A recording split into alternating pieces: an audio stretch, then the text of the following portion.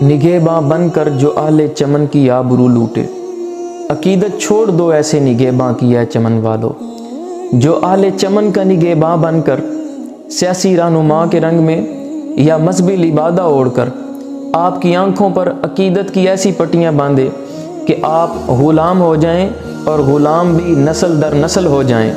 آپ کو حق اور باطل میں فرق کرنا ہوگا، صحیح اور غلط کے بارے سوچنا ہوگا۔ اگر دنیا میں رہنا ہے تو کچھ پہچان پیدا کر کہ لباس خضر میں اکثر راہزن بھی پھرتے ہیں۔ قرآن پاک نے بڑی خوبصورت اس کے بارے بات کی تھی۔ قرآن پاک نے کہا کہ فتبینوا، تحقیق کرو، تصدیق کرو، جانچو، جانچ پڑتال کرو۔ اقبال نے کہا تھا تحقیق کی بازی ہو تو شرکت نہیں کرتا،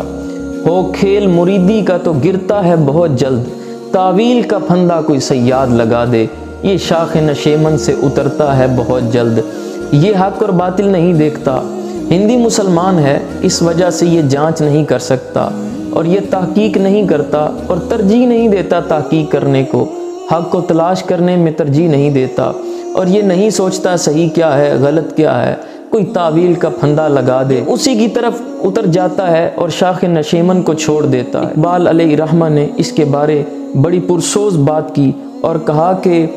کل ایک شوریدہ خوابگاہ نبی پہ رو رو کے یہ کہہ رہا تھا کہ مصر و ہندوستان کے مسلم بنائے ملت مٹا رہے ہیں، یہ زائران حریم مغرب ہزار راہبر بنے ہمارے، ہمیں بلا ان سے واسطہ کیا جو تجھ سے نا آشنا رہے ہیں، غضب ہیں یہ مرشدان خود ہیں، خدا تیری قوم کو بچائے، بگاڑ کر تیرے مسلموں کو یہ اپنی عزت بنا رہے ہیں، اور سنے گا اقبال کون ان کو کہ انجمن ہی بدل گئی ہے، نئے زمانے میں آپ ہم کو پرانی باتیں سنا رہے ہیں۔